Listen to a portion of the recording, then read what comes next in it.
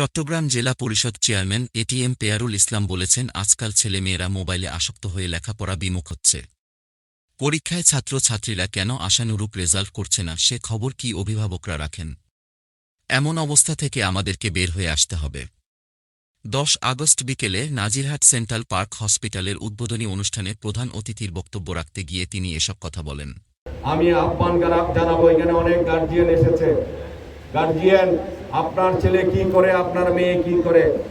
ভালো ভালো স্কুল আছে, এই স্কুলে আজকে বিল্ডিং এর অভাব নাই, পানি পড়ে না ছাদ দিয়ে, বেঞ্চের অভাব নাই, শিক্ষকের অভাব নাই, ফ্যান চলে, রাস্তা দিয়ে হেঁটে আসলে বা রিক্সায় আসলে স্যান্ডেল খুলতে হয় না। কিন্তু লেখাপড়ার খোঁজ খবর আপনারা সম্মানিত গার্জিয়ানেরা কেন নিচ্ছেন না? কেন আপনার ছেলে আজকে জিপিএ পাচ্ছেন না? নাজিরহাট কলেজিয়েট থেকে, নাজিরহাট আদর্শ স্কুল থেকে কেন পাচ্ছে না? কম পাচ্ছে কেন? 100 জনের মধ্যে 5 জন পাচ্ছে কেন? ওরা ভালো ছাত্র, আপনার ছেলে আপনার মেয়ে ভালো ছাত্র হতে পারে না কেন? আপনার ছেলে মোবাইল নিয়ে টিপি করে। এবার কেন মোবাইল নিয়ে টিপি করে? আপনি কেন সিরিয়াল দেখেন? আপনি কেন ফেসবুক দিয়ে ব্যস্ত থাকেন?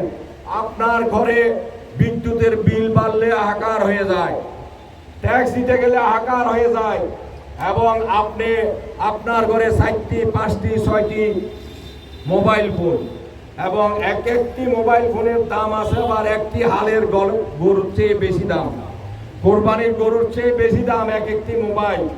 সেই মোবাইলের অপব্যবহার হচ্ছে এবং 6,000 5,000 টাকা করে প্রতিদিন প্রতি মাসে প্রতি ঘরে এই মোবাইল বিল আসতেছে।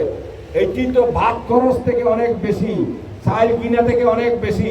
সেটিতে 1,000 টাকায় আনেন, কম খরচ করেন, আপনার ছেলে মেয়েকে লেখাপড়া করান, তারা যেন মোবাইল টিপি না করে। ওই যে 3 রাস্তার মাথায় বসে মশার কামড় খেয়ে সারা রাত মোবাইল টিপি করে, মেয়েরা পাকঘরে গিয়ে, কিশোরী মেয়েরা পাকঘরে গিয়ে মোবাইল টিপি করে, মা বাবার খবর নাই। এইখান থেকে ছেলে মেয়েদেরকে উদ্ধার করুন। শুরুতেই প্রতিষ্ঠানের উদ্বোধন করেন উপজেলা পরিষদ চেয়ারম্যান ও সাবেক ছাত্রনেতা হোসাই মোহাম্মদ আবু তৈয়ব। এতে আলোচক ছিলেন উপজেলা মহিলা ভাইস চেয়ারম্যান জেবুন নাহার মুক্তা। প্রতিষ্ঠানের চেয়ারম্যান ডাক্তার মোহাম্মদ সোলায়মানের সভাপতিত্বে ও নাজিরহাট পৌর যুবলীগের সভাপতি মোহাম্মদ হাসানের সঞ্চালনায় এতে বিশেষ অতিথি ছিলেন পৌর মেয়র এ.কে জাহেদ চৌধুরী, পৌরসভা আওয়ামী লীগের সভাপতি হোসেন শহীদ জাফর আলম, ব্যবসায়ী সমিতির সভাপতি নাসির উদ্দিন। এ সময় উপস্থিত ছিলেন ইউপি চেয়ারম্যান শওকতুল আলম, শফিউল আজম, মুক্তিযোদ্ধা খায়রুল বশর চৌধুরী, স্বেচ্ছাসেবক লীগ নেতা মোহাম্মদ আলী সিদ্দিকী, মোরশেদ মুন্সি, ছাত্রলীগের সভাপতি রাসেল উদ্দিন, সাধারণ সম্পাদক আমান উল্লাহ সহ আরও অনেকেই। যতই বলেন এখানে স্বাস্থ্য সেবা দিতে এসেছেন, যতই বলেন আপনারা মানুষের স্বাস্থ্য সেবা দেবেন, আমি যেটা মনে করি সেটা হলো আমাদের স্বাস্থ্য সেবার অন্তরালে অন্তর্নিহিত রহস্য হলো আপনাদের বিজনেস। আর কোনো কারণে আজকে বক্তৃতা দিতে এসেছি এও বলে যাচ্ছি, কোনো কারণে অনিয়ম, কোনো কারণে এখানে স্বাস্থ্যসেবা বিঘ্নিত হলে আরেকদিন আসবো আমরা আন্দোলন করতে এখানে মানুষকে নিয়ে, এটা আপনাকে থেকে ছাড় দেওয়া হবে না।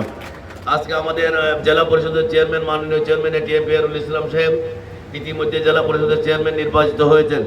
আমরা আমাদের ফটিকছড়ির সন্তান, আমাদের ফটিকছড়ির অনেক কিছুর ক্ষেত্রে আজকে আমাদের অভিভাবকহীন ফটিকছড়ি, অনেকে বলে ফটিকছড়ি আমাদের অভিভাবক আছে, এটিএম পেয়ারুল ইসলাম আজকের অভিভাবক না। সে ছোটকাল থেকে যার হাত ধরে আমরা রাজনীতি শিখেছি, তিনি আজকে সঠিকভাবে সঠিক জায়গায় বসেছেন। ইতিমধ্যে আমরা জেলা পরিষদের চেয়ারম্যান হিসেবে এটিএম পেয়ারুল ইসলাম যেভাবে কাজ করছেন সমগ্র জেলা পরিষদে, সেটা ফটিকছড়িবাসীর জন্য এক আনন্দের বিষয়, গর্বের বিষয় যে আজকে রেড ক্রিসেন্ট সোসাইটিতে যে দুর্নীতি সেটা তিনি অক্ষরে অক্ষরে ধরে ফেলেছেন, তিনি হাত দিয়ে প্রমাণ করে দিয়েছেন রেড ক্রিসেন্ট সোসাইটিতে আর কোনো কি দুর্নীতি চলতে দেওয়া হবে না। সেই জায়গায় এটা আমাদের ফটিকছড়ির গর্ব, আমাদের ফটিকছড়ির সন্তান, তিনি যেভাবে কাজ করে যাচ্ছেন আমরা সকলে তার জন্য দোয়া করব। বিশেষ করে আপনারা আমার জন্য দোয়া করবেন, আমরা যাতে আপনাদের পাশে থাকতে পারি। ফটিকছড়ির মানুষ এটিএম পেয়ারুল ইসলামকে যাতে পাশে পায়, তার হায়াত বৃদ্ধি করে, সেই জন্য আমাদের জন্য কাজ করতে পারে।